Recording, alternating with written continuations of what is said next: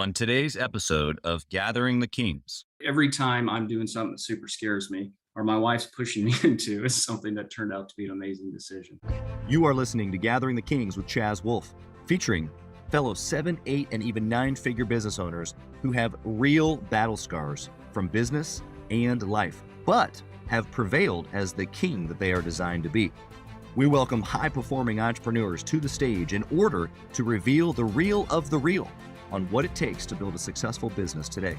We dissect the good and bad decisions they've made along the way that give a true and accurate picture of the journey of success and how you too can get there. Through this dialogue, you will learn the value of growing your network and surrounding yourself with power players and kings like today's guest.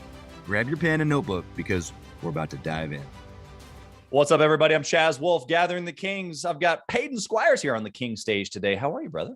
Doing well. How are you, Chaz? It's another day, and we're both at it. We were just giving our little history there for old Columbia, Missouri. Love what our history represents, the basketball days, all that fun stuff, but we can maybe get into some of that. Tell us what kind of business that you got, brother. Yeah, so I'm a CPA here in town, here in Columbia, Missouri. A lot of what my business revolves around is just tax and business consulting. I do a lot of stuff with real estate investors and different things going on here in town. Yeah, bustling, growing little town. Yeah, it really is. And we were talking about it being a little town, especially in comparison to KC, compared to when I was there many moons ago. Yeah, it's a big town. You come back here, you'll see there's a lot of things. Skyline looks a lot different than 10 years ago here. Yeah, it's very true. And I want to get into some of your story, obviously tax and business strategy. Some guys go, oh no, but it's important. And I'll tell you what, I eat it. I'll eat it for breakfast, lunch, and dinner. I love it because when you understand the benefit of what you're going through, you start paying close attention to stuff like that. So before we do all that though, I want to know, at this level in the game, you've obviously had some immense success. Why are you still pushing? What's the big picture for you? That's a great question. And years ago, I don't know if I could have had any answer to that. It was just an underlining driving thing of me. I think we can get more into it, but I think my childhood background, single mom, dad in and out of life a little bit. And while we weren't like destitute or anything like that, we certainly faced challenges. And I think I used to operate a whole lot more out of lack or trying to seek security and pushing myself. Of course, that only motivates you so far. And I finally in my life have pushed past to looking to grow out of just seeing what I can become, man. Just trying to get everything I can get out of my potential, to be honest with you. Yeah, I love that. I think the same way. I think we're all motivated by a certain level of fear, right? Or lack, as you say. But there's a whole nother deep crevice in there that really can go as deep as you want it to in the potential. So was there a moment in time that made that switch for you? It's hard to pinpoint an exact moment. I would say I had a certain level of success. I started my business in 2014 and consistently grew. I had a certain level of success, but it really wasn't until probably the last few years of really doing just self-reflection and educating myself. I'm a huge continuous learner. Where I started operating more out of, man, I don't want to leave anything on the table. What can I get done instead of that lack? When you're operating out of that lack and wanting to just seek security, that's good. But as soon as you hit a certain point, that becomes a whole lot less motivating. They talk about diminishing returns of money. And once you hit a certain income level, the next dollar certainly doesn't mean as much as the previous dollar. Right. So it's really been in the last I'd say in the last 5 years, I bet I've read 300-400 books and listened to a whole lot of, and those are all nonfiction, self-development, autobiographies, all those kind of things. And just trying to pick up nuggets everywhere I can. What I'm hearing you say is not only your income, but also your perspective from fear to potential is almost directly correlated to you pressing in personal development, reading, listening, like really seeking the next level of you. Oh yeah. I've seen huge benefits out of it. It started with the reading podcasts, just soaking in information, but then I added in the gym in the last 2 years, and that's even taken it to a whole nother level, which is, it's pretty cool to see. It's interesting that you're piecing these things together. I think that we all imagine that they all come together and like all this, like this perfect moment. And I'm like the fittest ever that I've been, and business is cranking, and I got a good marriage and all the things, right? But the reality of it is that they don't really all come together, or at least not all the time. And sometimes there's one's off and one's on and this, that, and the other. And so I just want some insight there. Like, I know that it's not perfect on your side. We don't have to quite get into your business struggles yet, but just what does that make you think of? I think when it for example, come to the gym. It's something that everybody starts and stops and struggles with. And I'm going to do this they may even make it a month in and they just fall off. I think that mindset shift for me was falling in love with the process, not the goals. As long as you got something to chase, it's very motivating. And you can see those little wins and those little progresses you make, making that shift to focus on that instead of the goal itself. Set the goal, chase the goal, but you got to focus on the day to day and love that piece. And then everything else takes care of itself. Yeah. And we hear this, right? We hear you got to love the journey and all these, what maybe we would consider cliche things. How did that piece become real to you? So I've struggled with that. People have asked me that question, and it's a struggle. I don't know that I have the answer to that yet, or why this time it worked. Yeah. Because there's many times in my past that it didn't. And I think it's just of course, me maturing and filling myself with good advice and good people around me. That certainly helps. I think through this process of falling in love with the process, you see some success, and then you surround yourself with other people. And then all of a sudden your self-confidence, your self-worth goes up, and you're able to just take on more than you ever possibly thought you could before.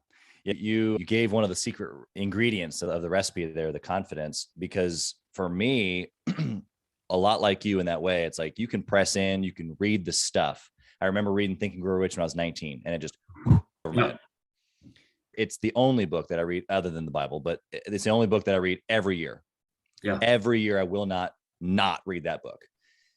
And so how do you have this moment where you read it and literally I don't understand it. It goes over my head. I'm not ready for it, whatever it was. It is behind my daily devotion, prayer and Bible time. It's the next thing that I'm reading the most often. Yeah. How does that happen? Like you just said, maturity over time, your understanding, but what it does is it gives you confidence. Yeah. And you're winning. You know, the saying where they say you never step in the same river twice, right? You go back to that same material and you're different. So you're going to consume that, soak that in different than you ever did the time before. I love where this is headed. Personal development is, I think, a lot of times just overlooked as far as the dramatic play that it can have an impact in. Let's get into kind of like how you got started originally. Like, how did you get into business? How did the entrepreneurship bug bite you? That type of thing. I graduated from college, got your normal, graduated college with accounting, finance degrees and an MBA, and got into your normal banking jobs. Quickly found out I don't fit well in the employment box. Now that was bad, but that's just not me. I'm very independent when it comes to that kind of stuff. Decided to study for my CPA and pass it while I was working another job. Amazing last job I had. I tell people my last real job I had. Man, I was bored out of my mind, quite honest with you. I was expected to sit in a cubicle for 40 hours a week, and I bet they gave me 7 to 8 hours of work a week to do. Yeah. So just taking advantage of that I used that to study for the CPA exam and pass that within 7 months.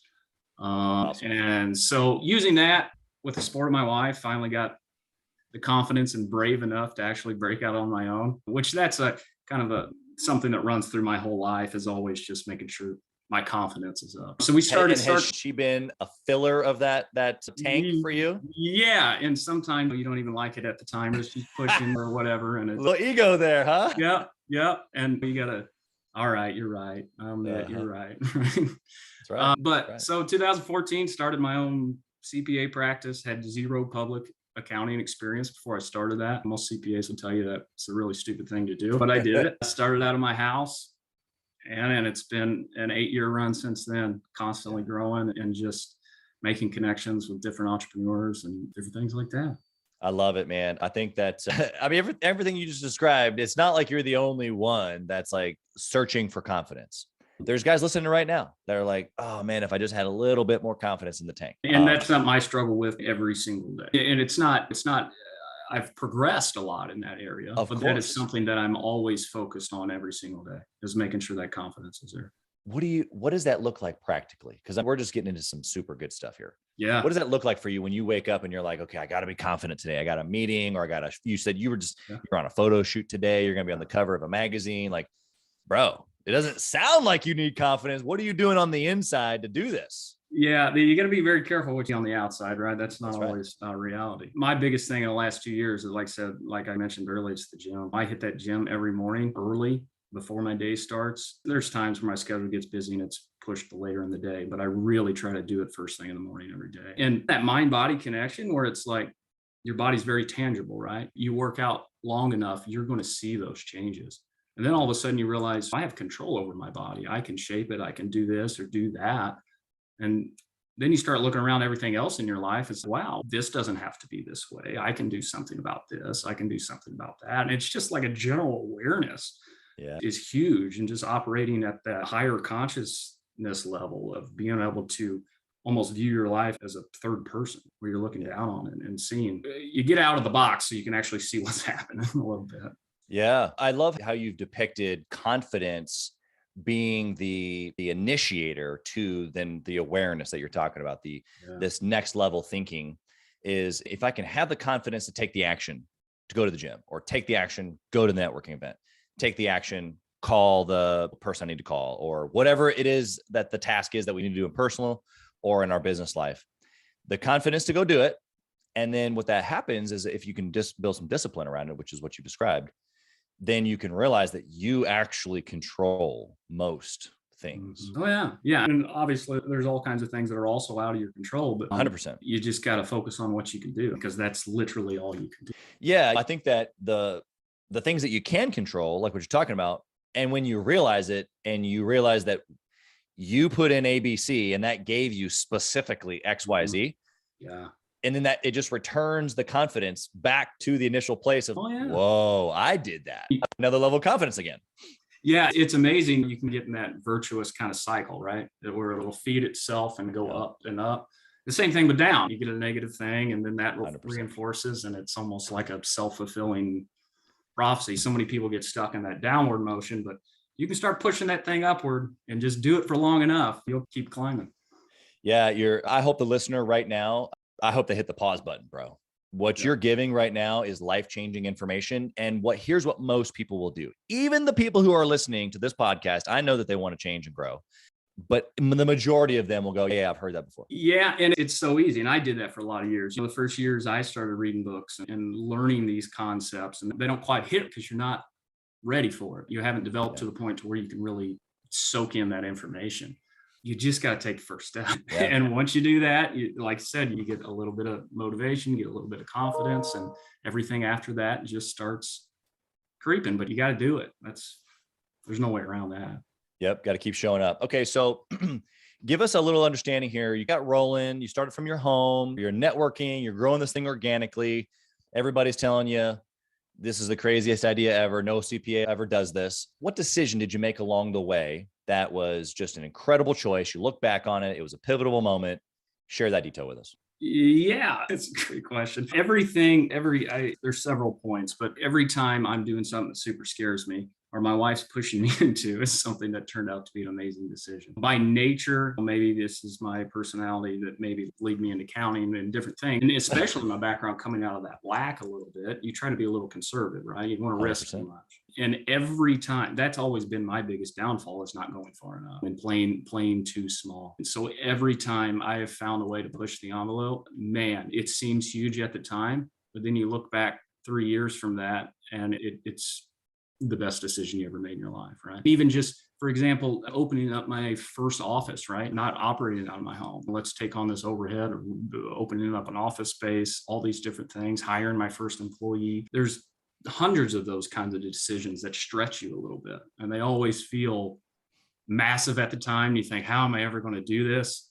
Man, it's amazing when you look back, even a year later, 2 years later, how that sets you up for all your success. You've done something really special here. And I just want to point it out to the listener. The overarching principle that he's teaching you is to press into what's scary, press into what's uncomfortable. We know this, but then he's given you a couple of examples here: hiring the first person, taking the chance on the office, all these things that in business, it's, I know this is probably the right thing, but it's the unknown, it's fear. It's what if this happens? It's now my name's on the line with the lease, or now someone else is counting on me for their food to eat dinner. It's a lot of fear. And what I'm hearing you say, Paden, is that you just got to run into it. And it's almost like now an indicator. I'm hearing you say, if I'm a little nervous, if I'm a little fearful, I now know that this is probably exactly what I need to do. Yeah, no, you nailed it. You almost always need to attack the thing you're afraid of. That's almost always what is holding you back from whatever you're trying to do. Yeah. Yeah. There was a time, I don't share a whole lot of personal experiences here on the show, but just to continue this vein here for a half second, there was a time not too many years ago, a handful of years ago, probably 5 years or so ago, 6 years or so ago, I already had multiple businesses doing millions of dollars. In fact, I was working a sales job outside of that, probably making $400,000 or $500,000 in my sales job outside of my businesses. I was doing extremely well. I'm 30-ish years old, 28, 29, 30 years old. And I start connecting with Grant Cardone and this thing that he is, reading some books, this, that, and the other. And I see online, he posts, he's looking for salespeople. And I'm like, I don't need a sales job. I have one. I'm crushing it. I'm the top guy. I have businesses. I don't want to move to Miami. I don't actually want to do this, but I sent in a video just to see, let's just see what happens. Yeah. I don't know. And so I ended up going down there to interview. I just was thinking I was going to network with some people, see what happened. I mean, who knows? I mean, let's just see. And there was a specific position. There was a sales position that they really wanted to give me, but then there was this other position that I probably really wasn't qualified for regarding marketing and stuff like that. My business experience probably qualified me, but from a technical marketing perspective, I wasn't qualified. And I told them that in the interview. I'm like, if you gave me this position, I would be nervous. And that's exactly why I'm here. Wow. And I'll tell you what, it was like 2 years later, there was a different position, almost like a net partnership opportunity that came up. I ended up moving my whole family across the country, worked at the 10X headquarters. Mm-hmm. It was an incredible experience, some negative along with the positive, but the reality of it is that there's so many things that have happened in my life since then, not necessarily because of working for him, but because of the experience of moving my family, going across the country, living in a different area, all the things of coming back, like all of those things would have never happened if I had played small, like you said. Yeah. Yeah. It's your one relationship, your one connection, your one email, phone call away from something that could change your life at any point, to be honest with you. You just got to open yourself up to that, be willing to take that chance. That's right. That's right. But all they would have told you is just no, I want you. So come on. Yeah. When you understand that, really what you just did is you actually took your superpower. You mentioned your superpower in a negative way a second ago of like playing small and counting the cost and, I don't know. Cause that's what CPAs do. Like you get to tell me as the entrepreneur, hey bud, slow down. You ain't got enough money for that. That's what we do. That's literally, but in that, the skill set or the superpower that you have, brother, what's the worst case scenario? Cause we can analyze that just the same. Yeah. And it's not like anybody's going to die, most likely. Yeah. If you put in extreme circumstances. Yeah. I mean, yes, I love that. I love that analyzing the worst case scenario. Because if you can look at that and say, I'll be all right, that will give you the confidence to take that step. 100%. You just got to get your ego out of the way and just take a chance. And if somebody laughs you off, awesome, move on. You know what I mean? Yeah. The idea that you've given here today actually puts ego in a different light for me. It's this quiet, maybe not as like arrogant ego. It's this thing inside of us, even though you described maybe a low confidence, a low perspective of, oh, can I do it? It's still ego holding you back because of what you are determining for yourself, as opposed to being able to kind of submit yourself to the process or to the decision or to someone else's help or whatever. Yeah, no, yeah, I agree. It's that fear is you just protecting your ego. That's all you're doing. That's so good. We're quoting that one right there. Good. Okay. What about a bad decision, bro? I know you've made plenty of them. Give us the juiciest one you can think of. Falling in love. Of course, I'm a money guy, but falling in love with an investment. I've made a couple bad decisions where, man, it's almost like I wanted it to be good. So I just said it. I wanted it so bad, even though I even knew going in it was stupid. There's, and not necessarily my CPA firm, but some of the other different things I got going on in real estate and in business development. Yep. But doing investments out there where, man, trust your gut on some of that stuff. If there's some feeling that's off a little bit, so your body's telling you something, right? Your emotions are there for a reason, and trying to figure out what that emotion or that feeling means. You need to investigate that before you jump off, because if you have your body doesn't feel right going into something, there's a reason for that. And you're picking up on some cues almost subconsciously that you're not thinking about. That's right. I agree with you. Now I want you to reach into that purse of stories. Tell us one where you did this exact thing. I invested in a failing bar/restaurant that I knew was way overextended and no way they were going to cover their overhead, to be quite honest with you. And it was something that I just wanted. And I thought, man, if this thing was a success, how awesome would that be? But inside me, I knew, and as from a numbers perspective, it would take a miracle for that to be successful. And the emotions got the best of me. Yeah. Yeah. That's so good. Practical, but you're so right. We can get lost in, and I guess whether that's ego again, maybe a little pride, maybe a little, I just shuffle the truth to the side. Don't look at that. So knowing this, that you've made this type of bad decision, we all have, whether it was $20 or 20 million bucks. What processes and disciplines do you have now around making decisions, especially with a CPA mind? I'm curious. Yeah, well, obviously I'm pretty good at running the numbers, even though I ignored them on that one specific chance. I have good advisors around me. I have amazing clients that come in here. I get to work with every day, amazing entrepreneurs that running stuff past them and getting their ideas and perspective. I tell you, just gathering perspectives of people that are around you that you trust and know that are successful. That's my process, is checking with my closest advisors and friends that I know this industry or know this opportunity, and that can tell me what I don't know. That's right. 100%. Do you think, because we both come from single mom family, right? And so it's not like we had the dad or that sounding board from a male perspective, at least. Do you think that you've strategically done that maybe because of that? Or was that just something you learned along the way in the books? Like, how did you come to that conclusion? Man, that's a good thought. Yeah. My background is my father in and out, struggled with alcohol and drugs and different things like that. Great guy, awesome potential, just couldn't get out of his own way. Just through my education and not having necessarily that perfect biological place to turn, it was really my only option. Of course, surrounding myself with successful people, that's everything in your life. Your relationships, your network, it's everything. Yeah. 100%. Okay. Paden, we're going to switch over to the speed round here. I got some fast and furious questions for you. The first one is, if you could dwindle, especially you being a numbers guy, Jack, to hear what you have to say about this, but if you dwindle your entire business down into one trackable metric and you can only track that one thing forever and ever, what is it? It'd be like customer satisfaction, or like there's a measurement, it's like customer promoter score. And not that I even track that myself, but some of the businesses I've worked for have done that. But sure.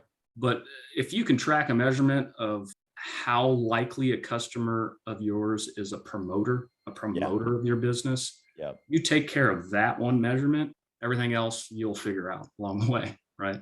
Taking care of your people and they become your advocates, your job's halfway done. Yeah, I agree with you. It was interesting. I thought maybe you would go the CPA route, the net profit, cash flow, which obviously is important. But I love how you delineated it down, not to just customer satisfaction, but customer promoter score, because there's a big difference between a customer promoter and just a satisfied customer. Absolutely. Yeah. Big difference. For you, what does that look like in the CPA world? I don't advertise at all. All my business comes from word of mouth. I don't advertise at all. And I've gotten so many great customers and clients over the years that are constantly promoting me. I have to really start getting strategic about what I can do and who I can work with and different things like that. So that's big in my industry. It's just everything's word of mouth. Give people a great experience.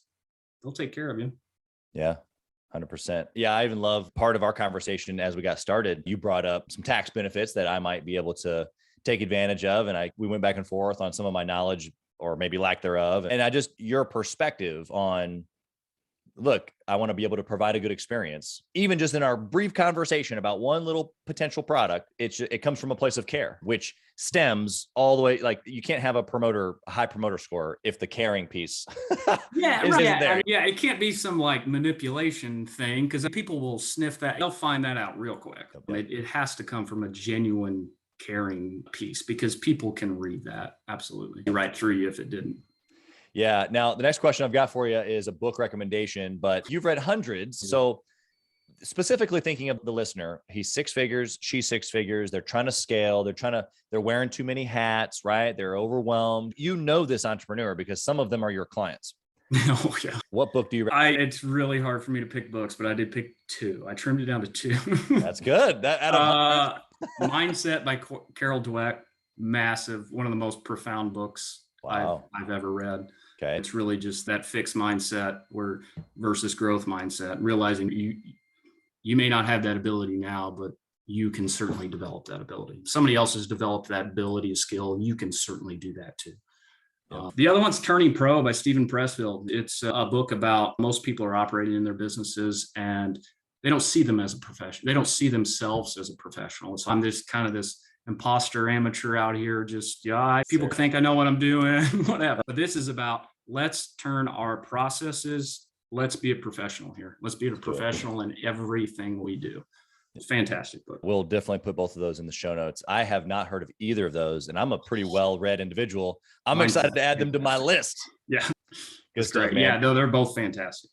Love the perspective. Next question is, do you intentionally network or mastermind with other entrepreneurs? I do. I've done different networking events and different networking groups over the years. Sure. I've gotten to the point in the last few years where I'm wearing too many hats and some of that stuff has slipped by. The great thing about my business is that a lot of the networking comes into me. I get these clients and then I get to meet people, and Columbia is a town of 100 and some thousand people. So it's not necessarily a massive town, but it allows me to make connections constantly. But as I've reshaped processes in my business and as I'm working on that, being able to get a whole lot more intentional around, that's what I'm looking to do.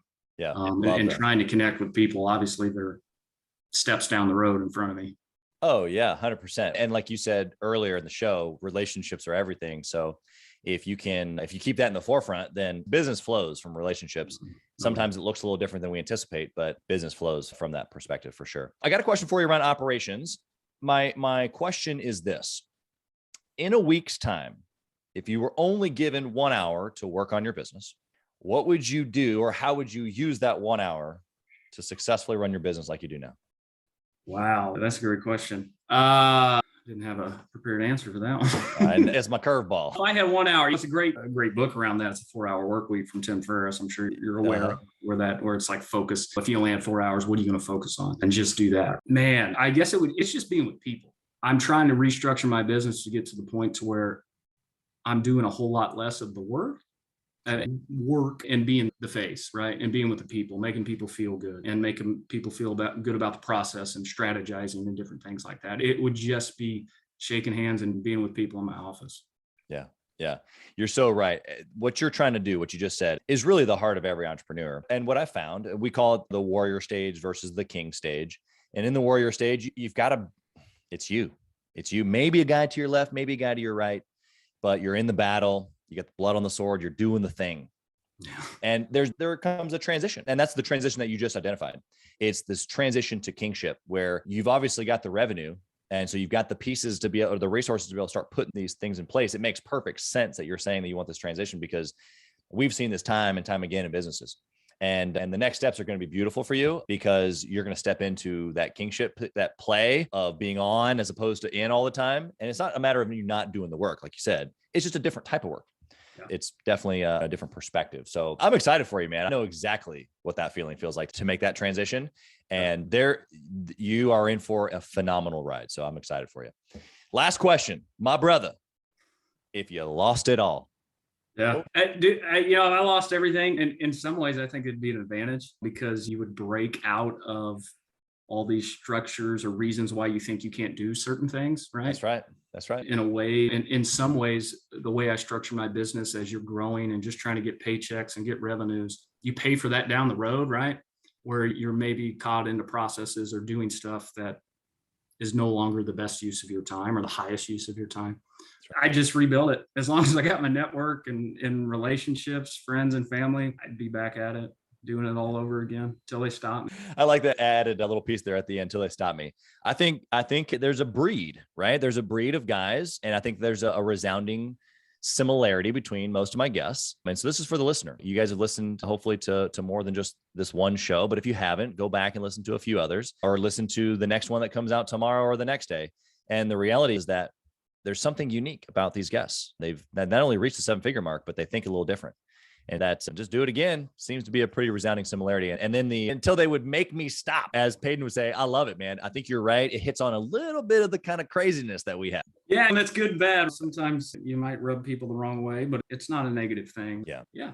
Good stuff, man. How can someone connect with you? Maybe you got somebody who's, dude, this guy's got to be my CPA. How do I find him? How can I start working with him? That type of thing. Yeah, my website, squirescpa.com. That's related to the business stuff. My personal Facebook page, to be honest with you, I try to share good content on there, just talking about what's going on in the economy and different things, or just try to share some of the cool, positive things I hear through books and podcasts like this. That's where I'm fairly active, just my personal Facebook page. Or if you want to find my email or whatever, go to squirescpa.com. You can reach out to me.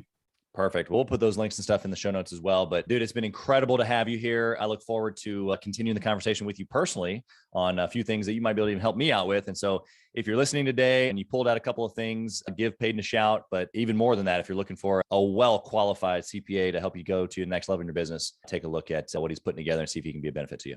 We appreciate you being here, dude. Thank you so much. And we wish you nothing but success. Yeah. Thanks, Chaz. Thanks for listening to Gathering the Kings. We hope you got a ton of value today and learned a thing or two about taking your business to 7 figures and beyond. If you desire more and want a community around you to help you get there, I want you to go to gatheringthekings.com. That's gatheringthekings.com. And I want you to apply for our next Becoming a King 90-day intensive. We are extremely exclusive by nature as a group. What that means is that we're really wanting only the entrepreneurs who take their business and targets super serious to apply. So if that's you, you think you got what it takes to level up your business, I want you to go to gatheringthekings.com and apply. And we will see you on the other side.